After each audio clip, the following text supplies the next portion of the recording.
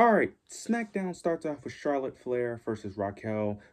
This is just the build up towards their SummerSlam match because Charlotte Flair just asked Nick Aldis, not Nick Aldis because he was not on the Tonight Show. She asked Adam Pearce for a WWE Women's Championship Tag Team Championship title match, and he just gives it to her. Now to be fair, even though she just asked for it, I did like her reasoning because they end up having a backstage segment between her and Alexa, where Alexa was confused on how she got the title shot, and she just said that, look, I'm Charlotte Flair, so that's the reasoning. And plus, they don't have much time to build towards SummerSlam, so I already knew that they was just going to have this just randomly be announced. But it is confirmed that Alexa Bliss, Charlotte Flair will be facing Raquel and Roxanne, where I'm assuming most likely they will win those women's tag team titles. This was a fine match. You're never getting interferences from both tag teams between Roxanne interfering and Alexa Bliss. We already knew Charlotte Flair was going to pick up the victory because you're not going to have them lose before they face Roxanne and Raquel at SummerSlam. And plus, Raquel and Roxanne can kind of afford the loss because they're not booked the strongest either way. So it doesn't really matter here. They're going to do the same thing next week, which I kind of don't like. I don't really like this that much because I feel like they're just going to repeat the same formula next week because Triple H does have a repetitive booking scheme with his booking. So hopefully they don't do the exact same way of they don't book the matches the exact same way, but I fear that's what they're going to do. But Charlotte Flair picks up victory, not really much to go over here. Afterwards, we end up getting a Jade Cargill, Tiffany Stratton vignette. They end up basically cutting a vignette about them going after the WWE Women's Championship. Tiffany mentions how she always been underestimated, all the things people mention about her not being good enough, etc. And then Jade Cargill mentions Naomi and stuff. This vignette was fine. It wasn't good. It wasn't great. Mainly due to Tiffany and Jade. They just come off very forced. I'm just gonna be honest. Like when they was speaking, it came off so forced and just so unnatural. Mainly Jade, due to her being again a babyface. Both these women would sound way more convincing if they just become heels. They're just better heels than they are faces. Glad it was a vignette segment because I already know eventually we are going to get that promo segment to build towards this match. And I'm going to be honest, ever since Naomi cashed in, I have no interest in this match because my main hope and interest for this match was Naomi cashing in. Now, I have no interest in this match at all because the build is going to suck. I already know that, especially when they have that promo because both women are, need help on the microphone. Tiffany is all right at times, but Jade definitely needs help. So I cannot. Oh my god! I know that segment on SmackDown. Whenever these two get a microphone, it's not going to be good. And then the match itself, I'm not really hyped for because Tiffany could probably carry Jade to a good match, but Jade has been getting better, but she's still not at the point where I trust her to just have a match on her own. And then Tiffany is solid in ring, but I don't know if she's that good where she can get Jade to a good match. We'll see how this goes, but I have no interest in this match anymore, mainly because I just feel like Jade is going to win regardless. But we'll see how this plays out, but I have zero interest ever since Naomi cashed. Even though I'm happy Naomi cashed in, she's World Heavyweight Champion, but the main factor of this match was really just Naomi cashing in. Now that's gone. It's like I really don't care who wins this match, to be honest. We get a Carmelo Hayes, Damian Priest match. I'm not even gonna give the reasoning to why this match even happened, to be honest. I'm just happy that Carmelo Hayes is finally on TV because the fact that he was not on TV for weeks is a bit ridiculous. Finally get TV time. Of course, now luckily he didn't lose this match because I thought he was just going to lose this match because that's typically what he always does. But we end up getting Aleister Black. He interferes, causes a disqualification. He attacks Damian Priest, and that's really it. This was just really to build up the Damian Priest, Aleister Black feud, which I have some interest in. Interested to see where this goes. That's really it. I don't really have much to say. Just interested to see where this goes with Aleister being the heel and Damian Priest being the babyface. Hopefully they actually do more story with them actually cutting more segments, showcase more of their personality, more promos, more vignette packages, hopefully, instead of just doing the same repeated formula where they just both attack each other. So we'll see how this plays out. Now we get Solo Sikoa. Earlier in the show, well, actually, the show actually opened with this, where it was Solo in the MFT and Adam Pearce and police officers. Basically, Solo ended up planning this entire thing where he ended up getting hit by a car. He ends up getting in a car accident, and the whole show was basically planned that Jacob Atu was the one that hit Solo Sikoa.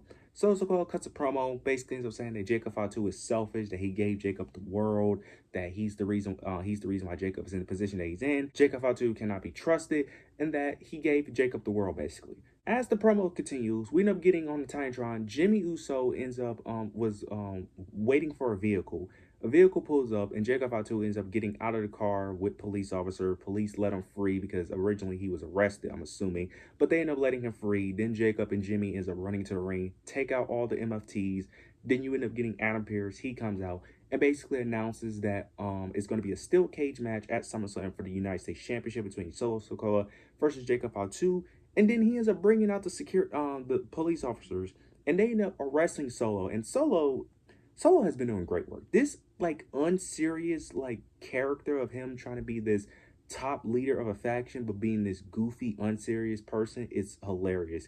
It's very funny. I really love what Solo's doing. He's one of the main things I even look. He's one of the few things I look forward to on SmackDown, because SmackDown as a whole, as a show, is terrible. But he's one of the few bright spots of the show. Like, it was hilarious because Adam Pearce ends up telling the police officers to go after Solo, and Solo is pointing at Jacob Fatu, acting like the police officers are going to arrest Jacob Fatu after they already arrested him, which I thought was hilarious because they end up realizing that he was the one that set up the whole car accident. It was hilarious. You have Solo acting confused when the police officers arrest him, which I thought the segment was funny. Solo Sikoa is one of the funniest characters. It's so crazy how we look back from 2 to 3 years ago when he was just this silent person, this silent enforcer, to now being one of the funniest characters in WWE. It is actually hilarious. This was a funny segment. I enjoyed it. Now we get the Wyatt Six. They end up having a vignette segment, and I'm gonna be honest, this vignette segment it didn't do it for me because they finally gave their reasonings for attacking the tag team division, and the reasonings make no sense. They end up mentioning the Street Profits, ends up mentioning that their friendship was held by the tag team championships, which made no sense at all because they just won those tag team titles, and before that, it was 4 years since they've been tag team champions. So how was their relationship held by them being champions? That made no sense at all when they said that. Then they end up saying that they're going to prove that all the tag teams' relationships are built by the lust of the tag team champions, by the tag team championships. That also makes no sense because when you look at the tag team division, the only argument you have for that is DIY. That's it. Motor City Machine Guns, where's the proof in that their friendship is lied based off their championship aspiration? Nathan Axiom, I mean, yeah, Nathan Axiom, you kind of have an argument if you include their NXT stuff, but they haven't teased they breakup in so long that you can't even count them anymore. Then you have Ray Phoenix and Andrade. They just became a tag team, so they're out the picture. The only tag team where that logic made sense, where their friendship is held by their lust for the tag team titles, is DIY, because Johnny Gargano betrayed Motor City Machine Guns to become a tag team champion. The logic the Wyatt Six gave made no sense. It was stupid. It made no sense, and I already was not on the. I already lost all faith in his championship reign, but I lost even more faith, which I didn't even think was possible, because the fact that that's their logic behind this, it's so stupid. It made no sense. I'm already out on this championship reign. Hopefully they can prove me wrong, but I'm already out on this championship reign just off the fact that that was their logic that they gave for them in this tag team division. That was just so stupid. We end up getting a number one contendership match for the tag team titles between DIY, Motor City Machine Guns, Fraxium, and Ray Phoenix and Andrade. Really good match. Ray Phoenix and Andrade picked up the victory. So they're going to be next to face the Wyatt Six next week, which I'm assuming the Wyatt Six are going to pick up the victory, of course. Not really much to explain here. I'm not going to go that much in depth. Very interested to see how that match plays out. Hopefully, it'd be a really good match, because one of the main things I do fear is the Wyatt Six are not going to put on really good matches, because out of the entire tag team division, they are the worst ones in terms of in-ring ability. So hopefully they could deliver good matches just like the other tag teams, but we'll see how this plays out. Now we get the main event. Cody Rhodes and John Cena's contract signing. I love what they did here. It starts off with John Cena basically ends up saying that he won't be able to make it to SummerSlam due to his movie schedule. And the way John Cena was doing this, he basically kept on apologizing and trying to come off as like this sympathetic, very sincere, that he's really sorry that he can't make it, and that he's up there saying that Cody is definitely going to get another title shot, but it's just not going to happen at SummerSlam, that he's very sorry. He's glad that Cody can understand where he's coming from, and that he's glad that Cody is very understanding. He's glad that the fans are understanding. He wish he could be there, but he can't. I love how John Cena was trying to act like he was so like sympathetic and sincere about all of this, like he was really trying to be a good guy here. Like, I love the way John Cena was acting in this segment. He ends up leaving the ring. Cody, during this entire time when John Cena was trying to act all sympathetic and all, he was just crashing out. He crashed out, attacks John Cena. He ends up diving on him. He ends up putting John Cena on the table. He ends up going on the top rope. He ends up going for a dive, going through the table. And then he ends up taking John Cena's hand, puts the pen in his hand, ends up signing the signature for John Cena, basically pulling a Rhea Ripley to a degree. It ends up basically confirming the match, and it's going to be a street fight, which I am glad it's a street fight because most people were not interested in this match due to the WrestleMania match, which they have every right to, because that WrestleMania match, yeah, that did not end well. So the fact that it's a street fight causes for a lot of shenanigans to happen, and it can make the match a lot more entertaining, which I do think it should be a street fight, because with John Cena matches, you kind of need interferences to make it entertaining, so I'm glad that they made it a street fight. Also, a lot of people are saying this is a potential heel turn. I don't really think this is a heel turn. I just think this is just Cody pulling the trigger, because before John Cena came out, he was mentioning pulling the trigger. He mentioned that he faced all these legends. He mentioned his Randy Orton feud. He mentions, Roman Reigns. He mentioned Kevin. I don't know if he mentioned Kevin Owens, but he mentioned Brock Lesnar. He mentioned how when he faced these guys, he pulled the trigger. He wasn't afraid, that he did the thing he had to do. But then when it came to John Cena, he didn't. So I think this was just him showing the more aggressive side of him pulling the trigger. I don't think this is a heel turn. I don't even think it makes sense to turn him heel yet. It doesn't make sense for Cody to turn heel. I don't think Cody should turn heel for another year or even 2 years, to be honest, based off the crowd reaction.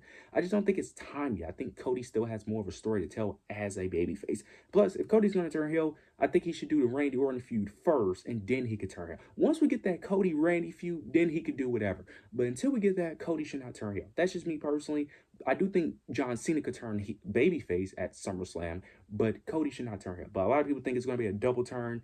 I don't think so. I think this is just all a trick to make people get to talking about this match. But overall, this show was trash. This show was trash. It was terrible. SmackDown is typically bad. But you guys let me know your overall thoughts, opinions below. Make sure to like, comment, subscribe. But yeah, that's it.